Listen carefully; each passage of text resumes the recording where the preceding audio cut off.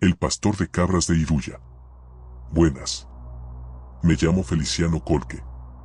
Tengo 66 años y soy pastor de cabras desde chico en las quebradas cercanas a Iruya, en Salta, un oficio que aprendí de mi padre y que él a su vez había aprendido del suyo. En esa tradición familiar que en esta zona de montaña se transmite prácticamente sin interrupción desde hace generaciones. Conozco estas quebradas de una manera que solamente da toda una vida caminándolas. Sé qué sectores tienen buen pasto en cada época del año, sé dónde hay agua permanente y donde se seca apenas entrado el verano, sé leer el clima con solo mirar hacia ciertas montañas específicas. Lo que voy a contar tiene que ver con un sector particular de esa quebrada que durante años me dio problemas que nunca logré explicar completamente hasta el día en que finalmente entendí, de la manera más directa posible, qué era realmente lo que estaba causando esas pérdidas tan constantes. Empecé a notar el problema hace ya bastantes años, cuando llevaba mi hacienda de cabras a pastorear regularmente en un sector específico de la quebrada, uno relativamente alejado de mi vivienda pero que ofrecía buen pasto en ciertas épocas del año particularmente favorables para esa actividad. De manera irregular pero persistente, empezaba a faltarme algún animal después de cada temporada de pastoreo en ese sector específico.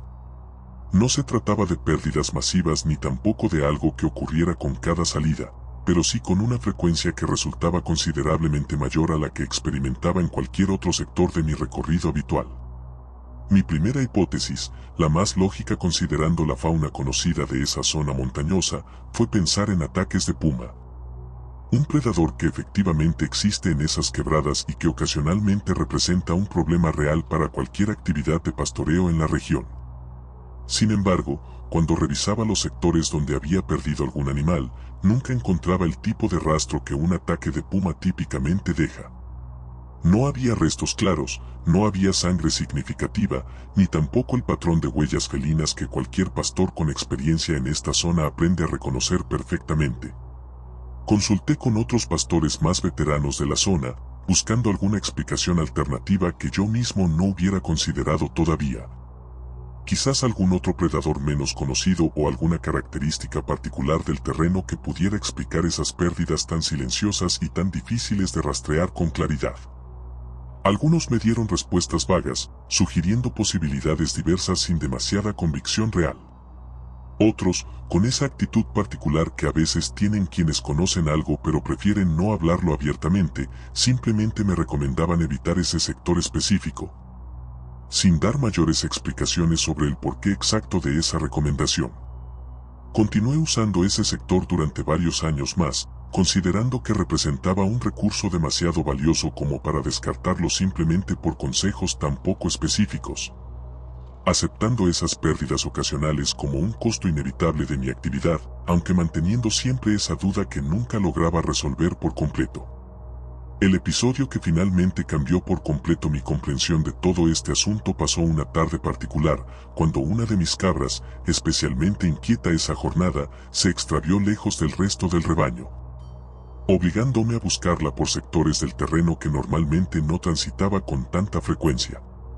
Seguí su rastro, con esa experiencia acumulada de tantos años de oficio, por un sendero poco transitado que se internaba considerablemente en una zona más elevada y más rocosa de esa misma quebrada. Un sector que solamente visitaba de manera ocasional cuando algún animal se alejaba particularmente del recorrido habitual.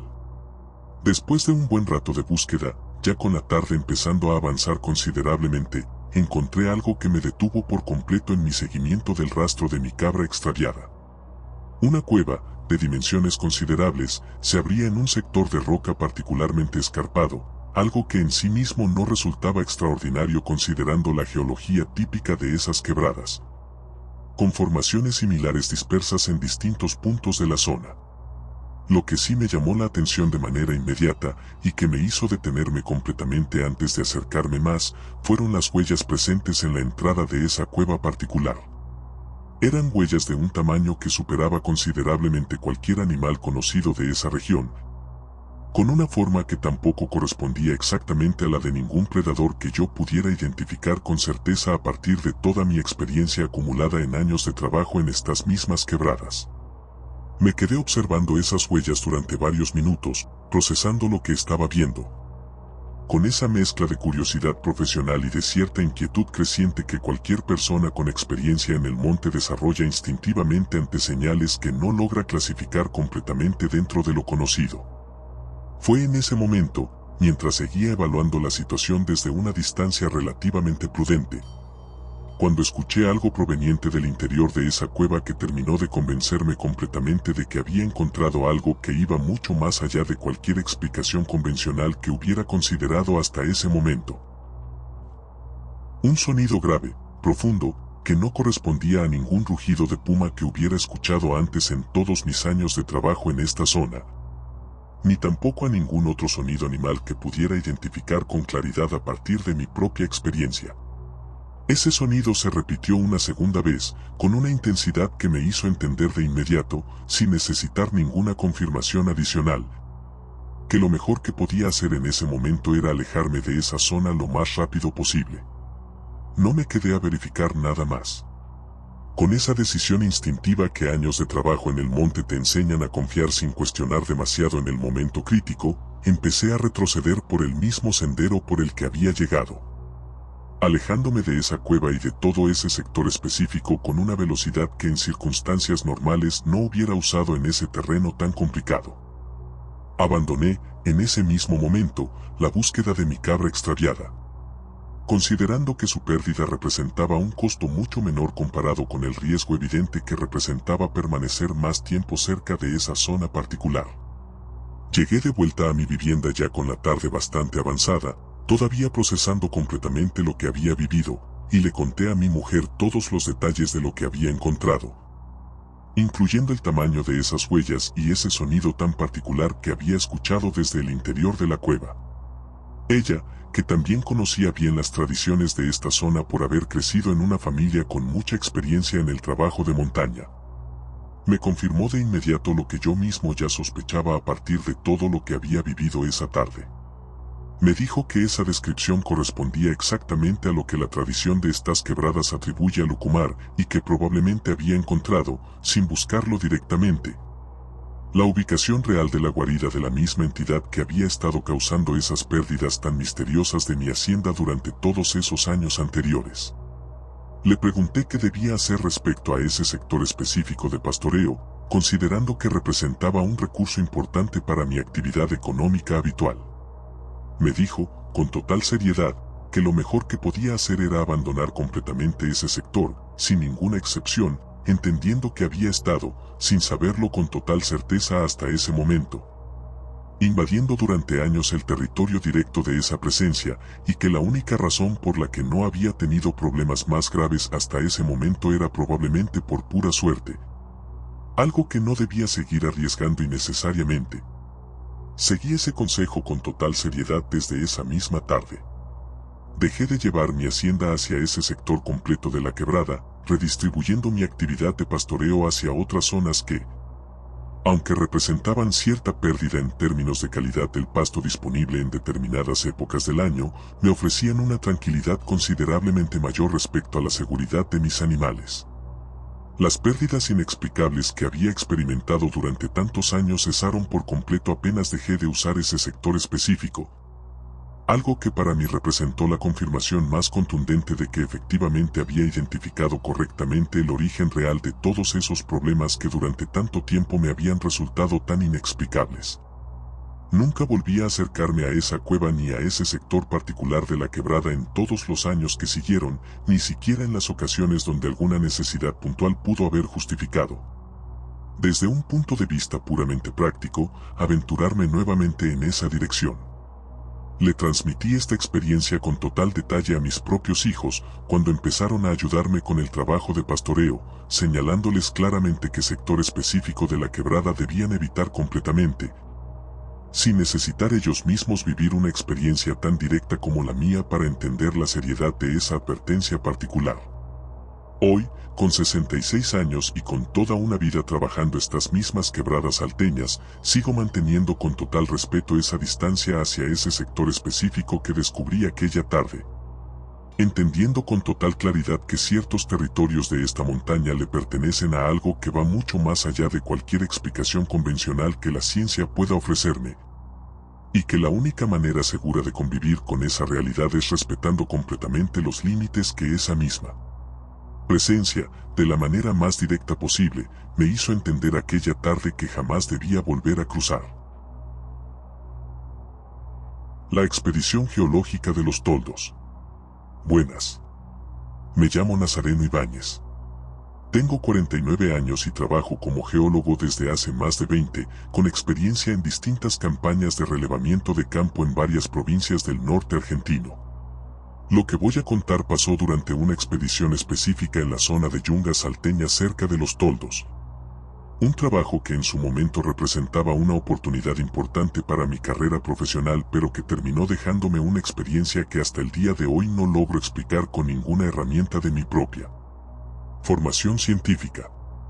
Éramos un equipo de 5 investigadores, todos con formación geológica sólida, contratados para realizar un relevamiento detallado de formaciones específicas en un sector particularmente remoto de esa zona de Yungas. Una selva de altura que en esa región salteña presenta características geológicas de considerable interés científico. Contábamos también con el apoyo de 2 porteadores locales, hombres con mucha experiencia en esa zona específica, contratados principalmente para ayudarnos con el transporte de equipo y para orientarnos en un terreno que, aunque nosotros conocíamos técnicamente a través de mapas y estudios previos, requería un conocimiento práctico mucho más profundo del que cualquiera de nosotros, como investigadores externos, podía tener. Llegamos al punto elegido para nuestro campamento base después de una caminata considerablemente exigente, en un sector que, según toda nuestra planificación técnica previa, representaba la ubicación óptima para el trabajo de relevamiento que teníamos planificado durante las semanas siguientes. Los primeros días de trabajo transcurrieron con la normalidad esperable para este tipo de expedición, con esa rutina intensa de trabajo de campo que cualquier investigación geológica seria requiere, tomando muestras, realizando mediciones, documentando cada formación relevante que encontrábamos en nuestro recorrido diario. Fue aproximadamente al tercer día de trabajo cuando empecé a notar algo particular, aunque en ese momento no le di mayor importancia consciente, atribuyéndolo simplemente al cansancio acumulado y a esa hipervigilancia natural que uno desarrolla cuando trabaja en un ambiente selvático desconocido. Sentía, de manera constante y persistente, la sensación de estar siendo observado desde la vegetación circundante. Algo que en un ambiente tan denso como esas yungas podría atribuirse fácilmente a la presencia de fauna local perfectamente normal, considerando la biodiversidad tan rica de esa región específica. Sin embargo, con el paso de los días, esa sensación no solamente no disminuyó sino que se intensificó considerablemente y empecé a notar que no era el único del equipo que la experimentaba. En distintas conversaciones informales durante nuestras comidas o durante los momentos de descanso, varios de mis colegas mencionaron, con esa cautela típica de personas formadas científicamente que no quieren parecer irracionales ante sus pares, experiencias muy similares a la mía. Esa misma sensación constante de vigilancia proveniente de algún punto de la vegetación que rodeaba nuestro campamento. Para el 5º o 6º día de nuestra expedición, esta sensación se había convertido en un tema de conversación abierta entre todo el equipo. Considerando que la consistencia y la persistencia de esa percepción compartida resultaba difícil de atribuir simplemente a la imaginación individual de cada uno de nosotros por separado.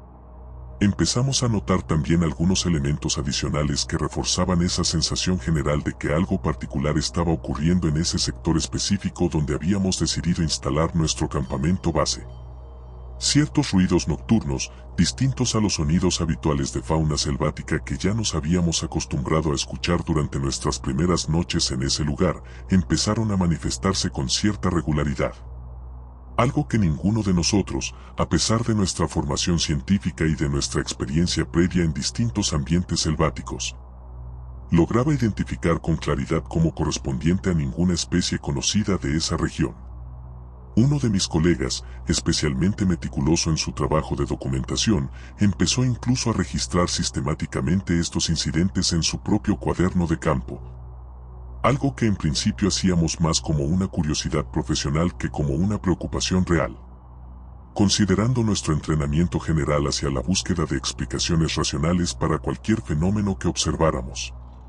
Fue durante una de nuestras cenas nocturnas, hacia el final de esa primera semana de trabajo, cuando finalmente decidimos abordar directamente el tema con Casimiro, uno de nuestros 2 porteadores locales.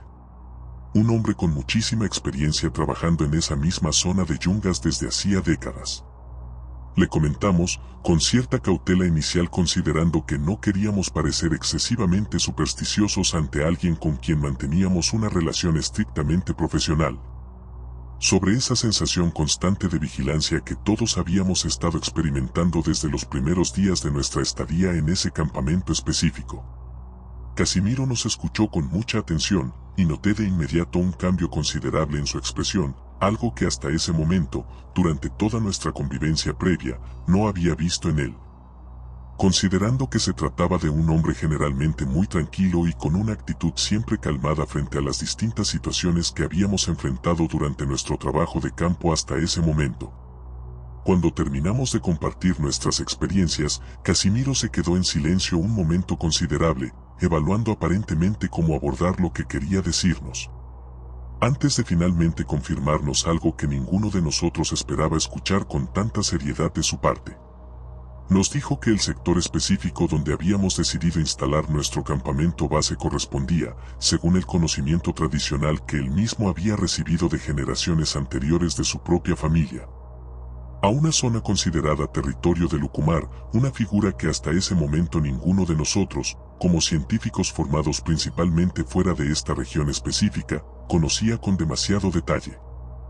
Le pregunté directamente qué implicaba exactamente esa consideración, considerando que nuestro trabajo requería permanecer varias semanas más en esa misma zona para completar el relevamiento planificado. Casimiro nos explicó que, según la tradición que él mismo respetaba con total seriedad, ese sector específico funcionaba como una especie de territorio de paso o de descanso ocasional para esta entidad, y que la sensación de vigilancia que todos habíamos estado experimentando probablemente correspondía efectivamente a su presencia real, observándonos desde la vegetación circundante sin necesariamente manifestar ninguna intención agresiva directa hacia nosotros. Le pregunté si consideraba que estábamos en peligro real, considerando la necesidad práctica de continuar con nuestro trabajo de campo en esa misma zona durante las semanas siguientes. Se quedó pensando un momento antes de responder, y finalmente nos dijo que, en su experiencia personal trabajando durante años en esa misma región, el Lucumar generalmente no representaba una amenaza directa mientras uno mantuviera cierto respeto básico hacia su territorio, evitando comportamientos que pudieran interpretarse como provocativos o irrespetuosos hacia ese ambiente. Nos recomendó, específicamente, que evitáramos hacer ruidos excesivos durante las horas nocturnas más allá de lo estrictamente necesario para nuestras actividades habituales de campamento, y que mantuviéramos siempre nuestros desechos y restos de comida perfectamente organizados y contenidos, evitando cualquier situación que pudiera generar algún tipo de conflicto territorial innecesario. Debo reconocer que, como equipo formado en una perspectiva puramente científica, recibimos esta información con una mezcla de escepticismo profesional y de cierta inquietud genuina, considerando toda la experiencia colectiva que habíamos estado viviendo durante esos primeros días y que resultaba difícil descartar completamente como simple coincidencia o imaginación compartida. Decidimos, siguiendo un criterio puramente pragmático más allá de cualquier convicción personal específica sobre la naturaleza exacta de lo que estábamos experimentando, seguir todas las recomendaciones que Casimiro nos había dado, ajustando nuestro comportamiento cotidiano en el campamento de acuerdo a sus indicaciones específicas. Curiosamente, o quizás no tan curiosamente considerando todo lo que habíamos vivido hasta ese momento, la intensidad de esa sensación de vigilancia constante disminuyó considerablemente en los días siguientes, después de haber implementado esos cambios en nuestro comportamiento cotidiano dentro del campamento. Completamos exitosamente nuestro trabajo de relevamiento durante las semanas restantes de la expedición, sin ningún incidente adicional que pudiéramos considerar particularmente grave o amenazante, aunque esa sensación de presencia constante, aunque considerablemente más leve que durante esos primeros días, nunca desapareció por completo durante todo el resto de nuestra estadía en esa zona específica. Al finalizar la expedición, ya de vuelta en nuestras respectivas instituciones académicas, tuvimos varias conversaciones informales entre los miembros del equipo sobre toda esta experiencia particular, sin llegar nunca a un consenso completo sobre cómo interpretarla desde una perspectiva estrictamente científica. Algunos de mis colegas prefirieron mantener una explicación puramente racional, atribuyendo todo lo vivido a alguna combinación de factores ambientales, psicológicos y de sugestión colectiva perfectamente explicables dentro de los marcos convencionales de nuestra formación profesional. Yo mismo, sin embargo, con el paso de los años y reflexionando con más calma sobre toda esa experiencia tan particular, no puedo evitar considerar seriamente la posibilidad de que efectivamente hayamos estado, durante esas semanas de trabajo, compartiendo territorio con algo que va mucho más allá de cualquier explicación convencional que mi propia formación científica pueda ofrecerme con total certeza. Nunca volví a esa zona específica de yungas salteñas después de esa expedición, aunque mantengo un respeto particular hacia todo el conocimiento tradicional local que en aquel momento, como investigador formado principalmente en marcos puramente académicos, había subestimado considerablemente antes de vivir esa experiencia tan directa. Sigo trabajando como geólogo hasta el día de hoy, en distintas zonas del país. Pero cada vez que planificamos algún trabajo de campo en regiones remotas con presencia de comunidades locales con conocimiento tradicional profundo del territorio, insisto siempre, con una seriedad que antes de aquella experiencia en los toldos no hubiera considerado necesaria, en escuchar con total atención cualquier advertencia o recomendación que puedan ofrecernos, entendiendo que ese conocimiento acumulado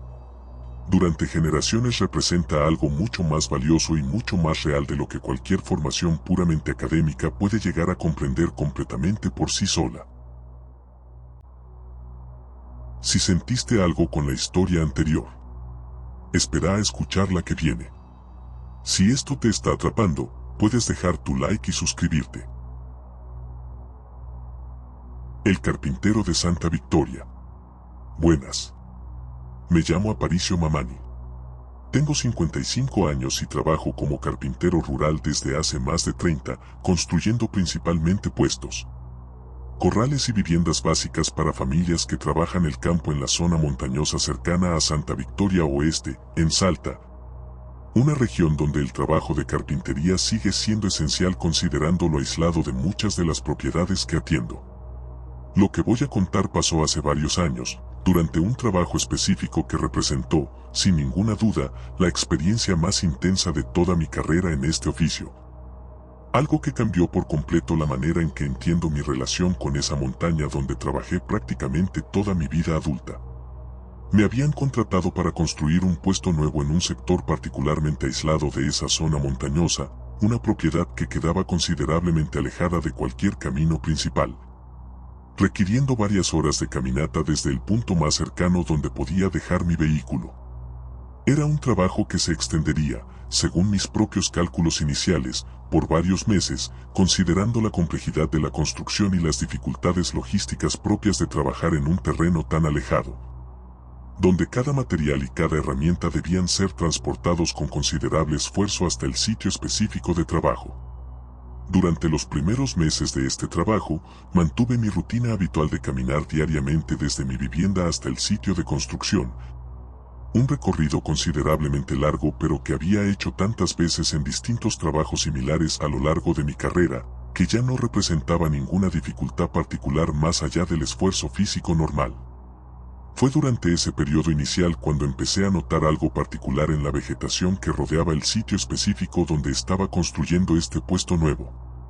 Varios árboles de la zona presentaban marcas profundas, claramente producidas por garras, ubicadas a alturas que resultaban considerablemente superiores a cualquier marca similar que hubiera visto antes en toda mi experiencia previa trabajando en esta misma región montañosa. Mi primera reacción fue pensar en algún puma particularmente grande, un predador que efectivamente existe en esta zona y que ocasionalmente deja este tipo de marcas territoriales en los árboles como parte de su comportamiento natural conocido. Sin embargo, considerando mi propia experiencia acumulada durante tantos años trabajando en esta misma región, sabía perfectamente que la altura de esas marcas específicas superaba considerablemente lo que cualquier puma, Sin importar su tamaño excepcional, podría alcanzar de manera natural incluso estando completamente erguido sobre sus patas traseras. Comenté esta observación con algunos vecinos de la zona, personas que conocían bien esa montaña por haber vivido ahí toda su vida, buscando alguna explicación alternativa que yo mismo no hubiera considerado todavía respecto a esas marcas tan particulares. Recibí respuestas que iban desde el escepticismo directo, sugiriendo que probablemente había exagerado la altura real de esas marcas, hasta comentarios más cautelosos que, sin negar directamente lo que yo estaba describiendo, tampoco ofrecían ninguna explicación específica más allá de recomendaciones generales de mantenerme alerta durante mi trabajo en ese sector. Continué con mi trabajo durante las semanas siguientes, manteniendo cierta precaución adicional pero sin alterar significativamente mi rutina habitual, considerando que no había experimentado, hasta ese momento, ningún incidente directo que representara un peligro real más allá de esas marcas que seguía encontrando ocasionalmente en distintos árboles de ese mismo sector. El problema surgió cuando, ya avanzado considerablemente el trabajo, me encontré con una situación que requería completar una etapa específica de la construcción antes de que llegara una tormenta que se anunciaba para los días siguientes. Algo que en esa época del año representaba un riesgo considerable para el material que ya había instalado si no lograba protegerlo adecuadamente a tiempo. Esta urgencia me obligó a extender mi jornada de trabajo mucho más allá de lo habitual, hasta el punto donde regresar caminando hasta mi vivienda esa misma noche ya no representaba una opción segura ni razonable. Considerando la distancia y las condiciones del terreno bajo esa oscuridad tan completa que caracteriza a esas montañas sin ninguna iluminación artificial, decidí, por primera vez desde que había comenzado ese trabajo específico, quedarme a pasar la noche directamente en el sitio de construcción, armando un refugio provisorio con algunos de los mismos materiales que tenía disponibles, mucho más cerca del sector donde había estado encontrando esas marcas tan particulares que en cualquier otra ocasión anterior de mi trabajo en esa propiedad. La noche comenzó con relativa normalidad, aunque debo reconocer que mantenía una alerta considerablemente mayor a la habitual, recordando constantemente todas esas marcas que había encontrado durante los meses anteriores de trabajo en ese mismo sector. Fue ya pasada la medianoche, según pude calcular después por la posición de las estrellas, cuando empecé a escuchar algo que me despertó de manera abrupta del sueño ligero en el que había logrado sumergirme a pesar de toda mi inquietud previa. Un movimiento pesado entre la vegetación cercana a mi refugio provisorio, acompañado por un sonido de respiración considerablemente audible que no correspondía a ningún animal de tamaño convencional que yo pudiera identificar a partir de toda mi experiencia previa en esta misma montaña. Me quedé completamente inmóvil, con esa parálisis instintiva que cualquier persona experimenta ante una situación de peligro real e inmediato, tratando de determinar, a través del sonido, la ubicación y la dirección exacta de lo que fuera que se estaba moviendo tan cerca de mi posición. El sonido continuó durante lo que me pareció un tiempo considerablemente largo, aunque calculando después con más calma probablemente fueron apenas unos pocos minutos, moviéndose alrededor de mi refugio provisorio con esa lentitud pausada que sugería una exploración deliberada más que un ataque directo inmediato. En algún momento de ese proceso, con esa mezcla de terror y de necesidad práctica de evaluar mejor la situación, encendí brevemente la linterna que llevaba conmigo, alumbrando en la dirección exacta de donde parecía provenir ese movimiento tan particular. Lo que la luz de mi linterna alcanzó a mostrar, apenas por un instante antes de que yo mismo la apagara de inmediato por puro instinto de supervivencia, fue una silueta considerablemente grande, con una forma que combinaba características que en ese momento de terror absoluto no logré procesar completamente con ninguna claridad racional, pero que definitivamente no correspondía a ningún animal convencional que yo pudiera identificar con certeza. Apagué la linterna casi de inmediato, quedándome completamente inmóvil y en absoluto silencio, esperando con toda la atención posible cualquier señal de que esa presencia se acercara más directamente hacia mi posición. Pasaron varios minutos más de esa misma tensión insoportable, hasta que gradualmente el sonido de movimiento entre la vegetación fue disminuyendo, alejándose aparentemente en otra dirección distinta a la de mi propio refugio. No dormí absolutamente nada el resto de esa noche, manteniéndome completamente alerta hasta que finalmente las primeras luces del amanecer empezaron a aparecer, permitiéndome recuperar cierta sensación de seguridad relativa después de todas esas horas de tensión tan extrema. A la mañana siguiente, revisé cuidadosamente el área circundante a mi refugio provisorio, encontrando huellas considerablemente grandes en el suelo blando cercano, con una forma que efectivamente coincidía con lo que había alcanzado a percibir brevemente durante mi encuentro nocturno. Abandoné el trabajo esa misma mañana, guardando lo mejor que pude las herramientas y materiales que tenía en el sitio, y caminando de regreso hacia mi propia vivienda con una velocidad considerablemente mayor a la habitual. Todavía profundamente afectado por toda la experiencia vivida durante esa noche. Le conté todo lo sucedido a un vecino mayor de la zona, alguien con mucha experiencia y conocimiento tradicional sobre esta misma montaña, esperando encontrar alguna explicación que me ayudara a procesar mejor lo que había vivido. Me escuchó con total seriedad, sin ninguna sorpresa particular, y me confirmó que la descripción que le estaba dando correspondía exactamente a las características tradicionales atribuidas a Lucumar. Una presencia que, según él mismo sabía, tenía su territorio específico precisamente en ese sector montañoso donde yo había estado trabajando durante todos esos meses anteriores. Me explicó que probablemente había estado, sin saberlo con total certeza hasta esa noche específica, construyendo demasiado cerca del territorio directo de esa entidad, y que las marcas que había estado encontrando en los árboles durante meses correspondían exactamente a las señales de advertencia que tradicionalmente se atribuyen a esta presencia cuando considera que alguien se está acercando demasiado a su espacio. Le pregunté si consideraba seguro regresar a completar el trabajo que había dejado inconcluso. Me recomendó, con total seriedad, que si decidía volver, evitara completamente pasar la noche en ese sitio específico bajo cualquier circunstancia futura, sin importar cuán urgente pudiera resultar cualquier trabajo pendiente, y que además intentara, de alguna manera respetuosa, comunicar de forma simbólica que mi presencia ahí no representaba ninguna amenaza real hacia ese territorio. Volví, finalmente, después de varias semanas de haber recuperado suficiente confianza para hacerlo, completando el trabajo pendiente exclusivamente durante horas diurnas,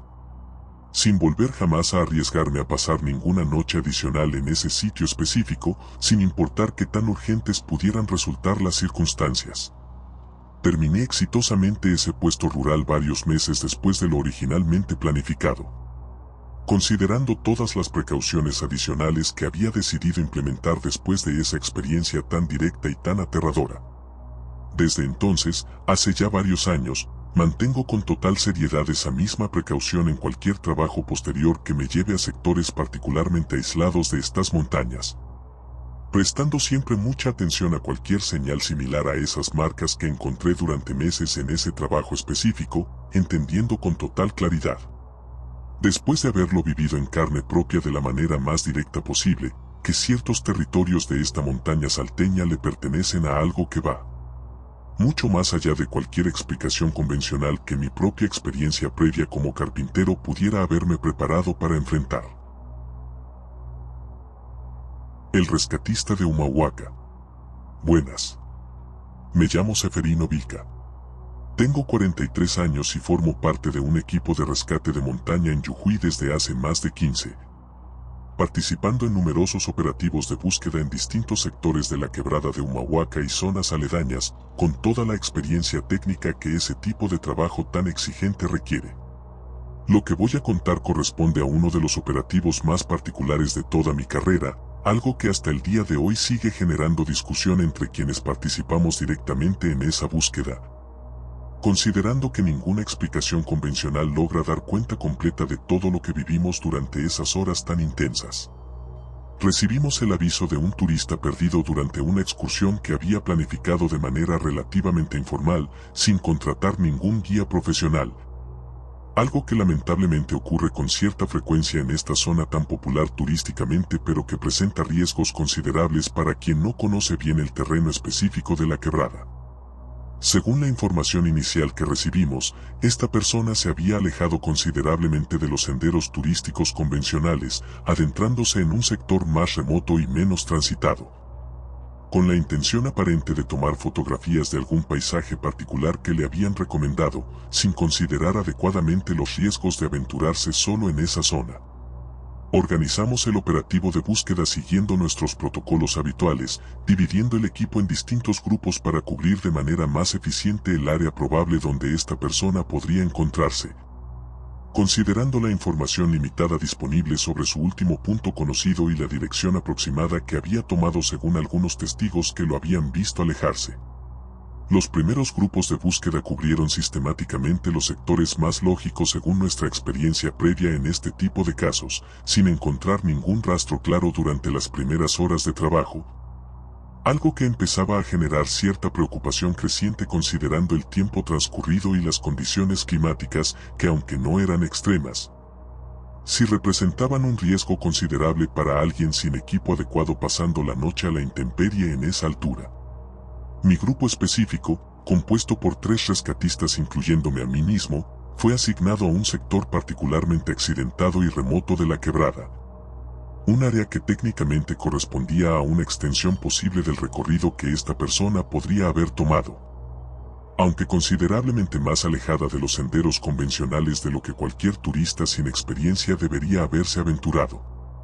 Encontramos, después de varias horas de búsqueda sistemática en ese sector específico, las primeras huellas claras que correspondían efectivamente al calzado que, según la descripción que nos habían dado sus familiares, esta persona llevaba puesto durante su excursión. Sin embargo, apenas comenzamos a seguir ese rastro con mayor atención, notamos algo que nos generó una inquietud considerable desde ese primer momento. Junto a las huellas humanas que estábamos siguiendo, aparecían otras huellas completamente distintas, de un tamaño y de una forma que ninguno de los 3 integrantes de mi grupo. A pesar de nuestra experiencia acumulada en años de trabajo en esta misma región, lográbamos identificar con certeza como correspondientes a ningún animal conocido de esa zona. Estas huellas adicionales seguían un patrón que resultaba particularmente perturbador considerando el contexto de nuestra búsqueda. No se cruzaban simplemente en algún punto específico del camino, como podría ocurrir con cualquier animal que hubiera pasado casualmente por ahí en otro momento. Se mantenían paralelas al rastro humano durante un trecho considerable, con una consistencia que sugería claramente que quien fuera que había dejado esas huellas había estado siguiendo activamente a la persona que buscábamos. Uno de mis compañeros de equipo, con considerable experiencia previa en identificación de rastros de fauna silvestre para efectos de operativos similares, examinó cuidadosamente esas huellas adicionales, sin lograr clasificarlas dentro de ningún patrón conocido correspondiente a la fauna típica de esa región montañosa. Continuamos siguiendo ambos rastros simultáneamente,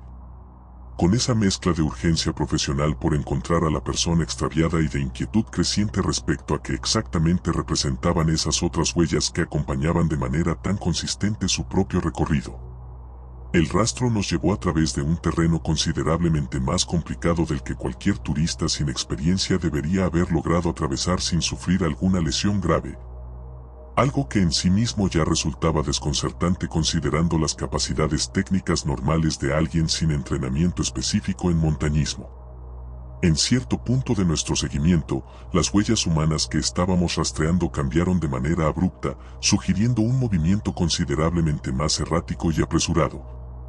Como si la persona hubiera comenzado a correr o a moverse con mucha mayor urgencia de la que había mantenido hasta ese momento del recorrido. Las otras huellas, las que no correspondían a ningún animal conocido, se intensificaron también en ese mismo punto específico,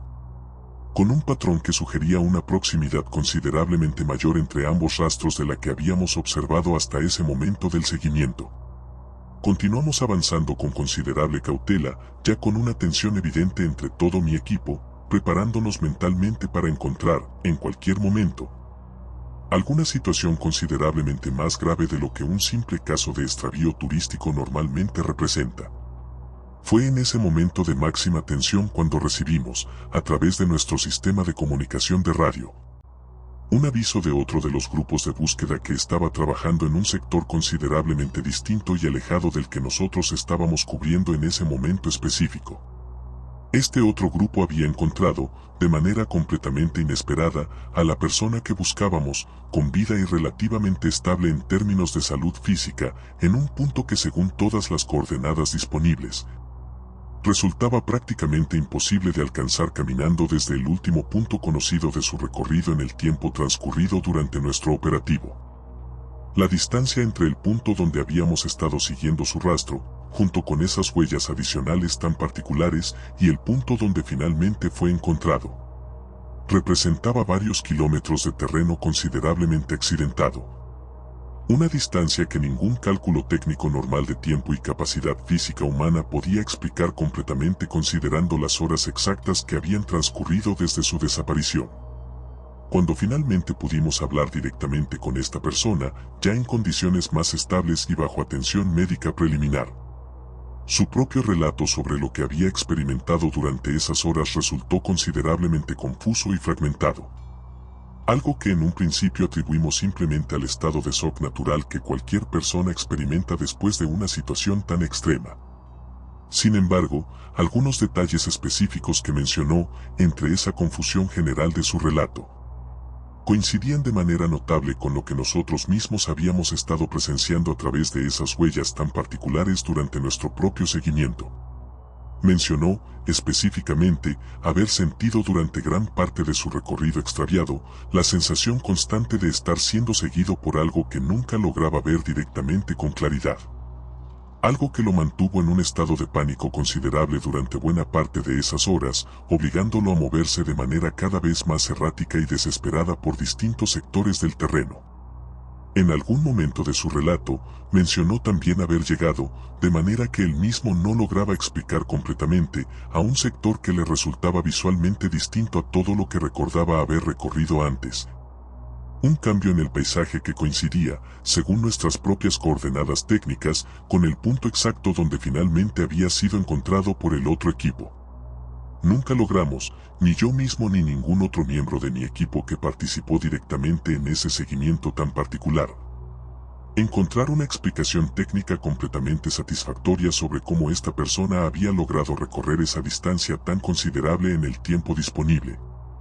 ni tampoco sobre la verdadera naturaleza de esas huellas adicionales que habíamos estado siguiendo junto a su propio rastro humano. Consultamos, en los días posteriores a ese operativo, con algunos pobladores locales de mucha experiencia en esa misma zona de la quebrada, compartiendo con la discreción profesional correspondiente los detalles más relevantes de lo que habíamos presenciado durante nuestra búsqueda. Varios de ellos, sin ninguna sorpresa particular ante nuestro relato, nos confirmaron que la descripción de esas huellas específicas correspondía exactamente a lo que tradicionalmente se atribuye a Lucumar en esa región, y que existían, según su propio conocimiento acumulado durante generaciones, otros casos similares de personas extraviadas que habían sido encontradas en circunstancias igualmente inexplicables después de haber estado, aparentemente, bajo algún tipo de seguimiento o de influencia de esta misma presencia durante su periodo de extravío.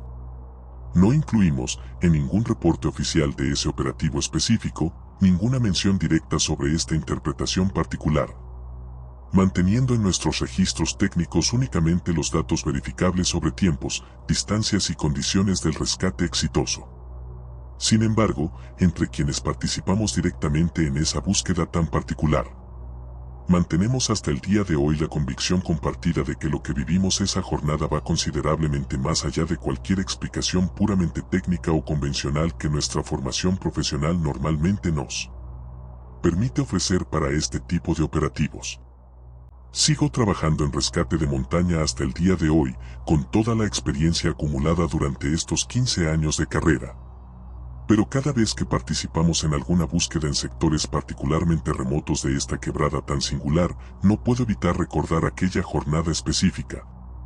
Y esa sensación tan particular que compartimos todos los que seguimos esas huellas tan inexplicables, entendiendo que ciertos rescates exitosos, como aquel que vivimos, quizás no dependan únicamente de nuestra propia capacidad técnica y profesional, sino también de fuerzas presentes en esta montaña que van mucho más allá de cualquier explicación convencional que nuestra formación pueda ofrecernos con total certeza.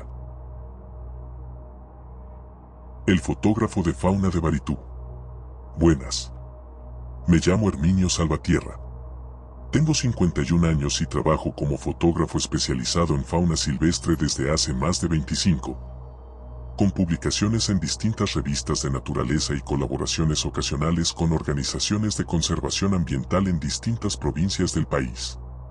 Lo que voy a contar tiene que ver con una expedición particular que realicé hace algunos años en el Parque Nacional Baritú, en Salta, un trabajo que representaba, en su momento, una oportunidad profesional considerablemente importante para mi carrera. Considerando lo poco documentada fotográficamente que estaba esa zona específica de selva de altura en comparación con otras áreas protegidas más conocidas del país. Planifiqué esta expedición durante varios meses, coordinando todos los permisos necesarios con las autoridades correspondientes del parque y preparando cuidadosamente el equipo técnico que necesitaría para una estadía de varias semanas en un ambiente tan particular y tan exigente como esa selva de altura salteña. Mi objetivo principal era documentar, a través de fotografía profesional, distintas especies de fauna que hasta ese momento contaban con muy poco material fotográfico disponible. Considerando lo remoto y lo poco accesible de esa zona específica del parque, utilicé, como parte fundamental de mi metodología de trabajo, un sistema considerable de cámaras trampa distribuidas estratégicamente en distintos sectores del parque. Equipos que permanecían activados de manera continua, capturando automáticamente imágenes cada vez que algún movimiento activaba sus sensores correspondientes. Este sistema me permitía documentar comportamiento natural de fauna silvestre sin la interferencia directa de mi propia presencia física. Algo fundamental para obtener el tipo de material auténtico que mi trabajo profesional requería. Durante las primeras semanas de expedición, el trabajo transcurrió con considerable éxito, obteniendo material fotográfico de excelente calidad sobre distintas especies conocidas de esa zona, incluyendo algunas capturas particularmente valiosas de fauna considerada difícil de fotografiar por su naturaleza especialmente esquiva. Revisaba periódicamente el material capturado por mis distintas cámaras trampa, un proceso que requería desplazarme regularmente hacia cada ubicación específica donde había instalado los equipos, descargando las imágenes acumuladas y verificando el correcto funcionamiento técnico de cada dispositivo. Fue durante una de estas revisiones rutinarias, aproximadamente hacia la tercera semana de mi expedición, cuando encontré algo en el material capturado por una de mis cámaras que me detuvo por completo mientras revisaba las imágenes en la pantalla de mi computadora portátil, ya de vuelta en mi campamento base esa misma noche. Entre las numerosas fotografías capturadas durante los días previos por esa cámara específica, ubicada en un sector particularmente remoto y de difícil acceso dentro del parque, apareció una imagen que, desde el primer momento en que la vi, no logré clasificar dentro de ninguna especie conocida que hubiera documentado antes en toda mi experiencia profesional. La imagen mostraba una figura parcialmente capturada, considerando el ángulo específico y la distancia desde la cual había sido tomada, con características que combinaban elementos que en ese momento me resultaron profundamente desconcertantes desde mi propia formación técnica sobre fauna regional. Una silueta considerablemente grande, con una postura que sugería cierta verticalidad parcial poco común entre la fauna típica de esa zona de selva de altura, cubierta por lo que parecía ser un pelaje oscuro y denso, con proporciones corporales que no correspondían exactamente a ningún primate ni a ningún otro mamífero grande catalogado oficialmente para esa región específica del parque. Amplié la imagen considerablemente en mi computadora, buscando obtener el mayor detalle posible que me permitiera realizar alguna identificación más precisa, aunque la resolución técnica de mi equipo de cámara trampa, aunque profesional, no ofrecía la nitidez suficiente como para eliminar completamente cualquier ambigüedad sobre lo que exactamente estaba viendo en esa fotografía particular. Revisé cuidadosamente la fecha y la hora exacta de captura de esa imagen específica, confirmando que correspondía a una noche particular durante mi segunda semana de trabajo en ese sector concreto del parque. Volví, al día siguiente, hasta la ubicación exacta donde había instalado esa cámara trampa específica, buscando cualquier evidencia física adicional que pudiera complementar lo que había capturado la fotografía, como huellas o cualquier otra señal física que pudiera ayudarme a confirmar de manera más certera que exactamente había pasado frente a mi equipo esa noche particular. Encontré, efectivamente, algunas marcas en el suelo cercano que podrían corresponder a huellas. Aunque las condiciones del terreno y el tiempo transcurrido desde la captura original de la imagen dificultaban considerablemente cualquier análisis técnico más preciso sobre su origen exacto.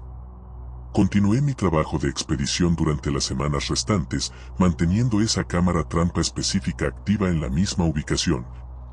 aunque no logré capturar ninguna otra imagen similar durante el resto de mi estadía en el parque.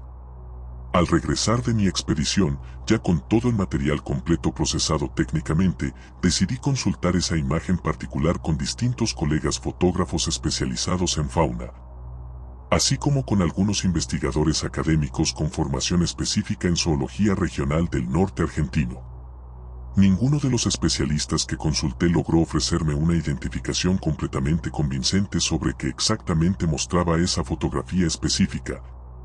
con opiniones que variaban considerablemente entre posibles explicaciones convencionales, como algún ángulo particular que distorsionara la apariencia real de alguna especie conocida, hasta reconocimientos más directos de que la imagen efectivamente no correspondía a ningún patrón identificable dentro de la fauna oficialmente catalogada para esa región. Uno de estos especialistas, con considerable experiencia trabajando específicamente en la zona de yungas del norte salteño, me comentó, con cierta cautela profesional que reconoció abiertamente ante mí, que la imagen le generaba una inquietud particular considerando ciertas similitudes que percibía con descripciones tradicionales locales sobre una presencia legendaria de esa región, aunque aclaró inmediatamente que esa observación correspondía más a su propia curiosidad personal que a cualquier valoración estrictamente científica que pudiera sostener profesionalmente. Contacté también, motivado por esa misma inquietud creciente sobre la verdadera naturaleza de lo que había capturado, a algunos pobladores locales de comunidades cercanas al parque, con considerable experiencia y conocimiento tradicional sobre la fauna y sobre las historias específicas de esa misma zona de yungas.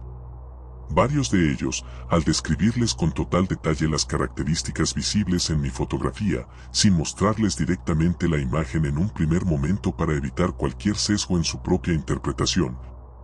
coincidieron de manera notable en identificar esa descripción con las características tradicionalmente atribuidas al Ucumar en esa región específica del norte salteño. Esta coincidencia tan consistente entre distintas fuentes de conocimiento tradicional local, sumada a la imposibilidad técnica de mis propios colegas especializados para ofrecer una identificación convencional completamente satisfactoria, terminó generándome una convicción personal considerable sobre la verdadera naturaleza de lo que había capturado accidentalmente durante esa expedición. Decidí, después de considerable reflexión personal sobre las implicancias que esta imagen podría generar tanto en términos profesionales como en términos más amplios sobre cómo sería recibida públicamente, no publicar oficialmente esta fotografía específica en ninguna de mis colaboraciones habituales con revistas o medios especializados en naturaleza. Esta decisión no correspondió a ninguna duda particular sobre la autenticidad técnica de la imagen en sí misma, que verifiqué cuidadosamente con distintos especialistas técnicos para descartar cualquier posibilidad de manipulación o de error en el propio equipo de captura. Correspondió, más bien, a una consideración personal sobre las consecuencias que la publicación de un material tan ambiguo y tan potencialmente controvertido podría generar, tanto para mi propia credibilidad profesional dentro de un campo tan estrictamente técnico como la fotografía científica de fauna, como para el propio Parque Nacional, que podría enfrentar un incremento considerable e indeseado de atención pública motivada más por la curiosidad hacia lo desconocido que por un genuino interés en la conservación ambiental que representa el verdadero propósito de mi trabajo profesional. Conservo, hasta el día de hoy, esa fotografía específica en mi archivo personal, junto con toda la documentación técnica correspondiente sobre las condiciones exactas de su captura, sin haberla compartido públicamente más allá de esas consultas puntuales y confidenciales que realicé con colegas y especialistas de mi entera confianza profesional. Sigo trabajando como fotógrafo de fauna silvestre hasta el día de hoy, en distintas zonas protegidas del país. Pero aquella experiencia particular en el Parque Nacional Baritú permanece como uno de los episodios más desconcertantes de toda mi carrera profesional, algo que, sin la certeza científica completa que mi propia formación técnica normalmente exige antes de sostener cualquier afirmación pública, me deja con la convicción personal, cada vez más firme con el paso de los años, de que capturé accidentalmente, durante esa noche específica en la selva de altura salteña, evidencia visual de algo que va considerablemente más allá de cualquier especie de fauna oficialmente reconocida y catalogada hasta el día de hoy para esa región tan particular de nuestro país. Esto es Horror Code y aún queda mucho por contar.